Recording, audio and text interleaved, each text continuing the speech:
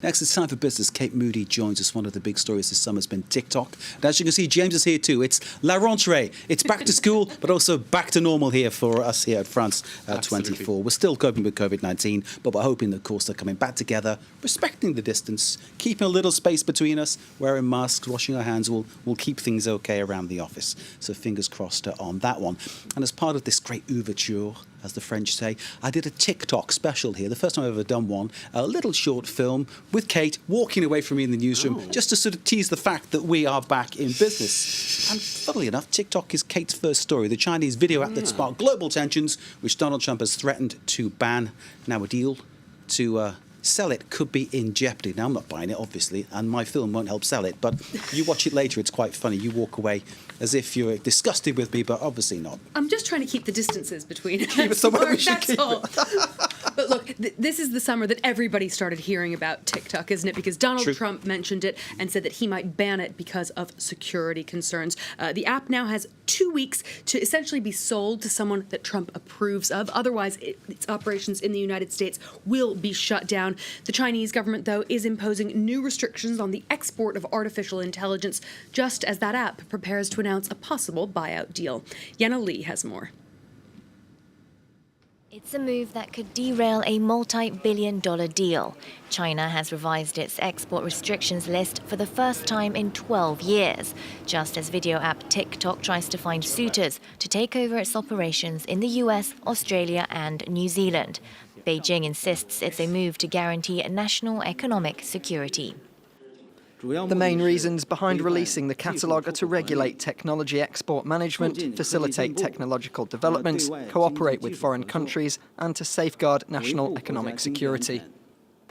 TikTok's China-based company ByteDance vows to adhere to the new regulations that effectively ban selling its artificial intelligence technology. But it's a spanner in the works for the social media app as the Trump administration's deadline edges closer. Washington demanded that TikTok's U.S. operations be sold or be banned by September 15th, citing security concerns surrounding the personal data it collects. Though a recent poll says 40% of Americans back Trump's executive order, the decision could upset the app's some 100 million U.S.-based users. TikTok entrepreneurs say a ban could have a ripple effect across several industries. Maybe people shut down sales in store and they were going to do an e-commerce strategy that involved TikTok. It could affect a lot of industries, but yeah, especially the music industry, just because so many songs go viral from TikTok. The app's reach had been enough to attract household names. Microsoft and Walmart have joined forces to bid against tech giant Oracle. But a product stripped of its key ingredients could drive their offers down or even scare them away. Just got an update on my TikTok film of you and me. We've got lots of likes, but funnily enough on Instagram. So I've got to check on TikTok to see how it's going. But we're getting liked a lot, Kate. We might be new stars. I don't know. I think there's a chance you might be. We'll have to work on it together anyway. This is why we're thrilled to be back in the studio all together. We can't do these jokes when we're socially distanced too far. We're moving on to the next business story of the day. The head of the World Trade Organization has formally stepped down. Robert Azevedo announced that surprise resignation in May, ending his term a full year early. 8 candidates are now vying to replace him. Frontrunners include Kenya's Amina Mohamed, Nigeria's Ngozi Okonjo-Iweala, and the UK's Liam Fox. A decision isn't due until November, but whoever's chosen by the 164 member states faces an uphill battle to reform an organization that's in crisis. The WTO has become less relevant as global trade tensions and tit-for-tat tariffs have flared up. Its Court of Appeals has been virtually crippled by Washington's refusal to approve new judges. Let's check in on the day's trading action. Now, the Dow Jones closed 200 points down, but it still recorded its best August since the 1980s. Shares of both Apple and Tesla traded higher on the first day of a stock split, and that boosted trade on the Nasdaq. Earlier, London's FTSE 100 was closed for a bank holiday, but the other major European indices closed lower. The CAC 40 down over 1%, despite an 18% jump for the French utility group Suez.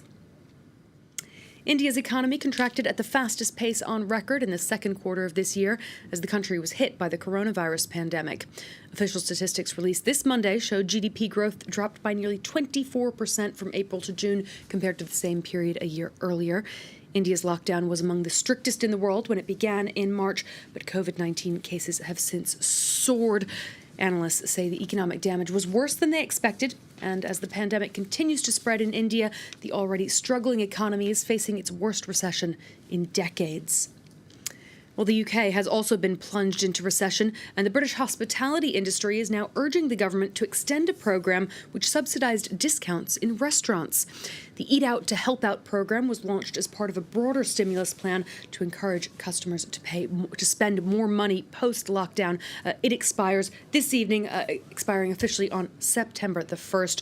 Diners on certain days got half off their checks up to a certain amount. 84,000 outlets had signed up for that scheme, and Mark, industry groups were reporting more diners than at the same time a year earlier. Now they say they're very worried about their future after these discounts come to an end. Indeed, it's a very worrying time for everybody, and we can only just basically, I think, just cross our fingers and hope it works out. But Kate, thank you, as ever, very much indeed for the business. And our TikTok thing's getting more and more likes, so we'll keep that one updated as well. Be it burial or cremation, a modern funeral leaves behind a hefty ecological footprint. But is there a greener way to round out one's life?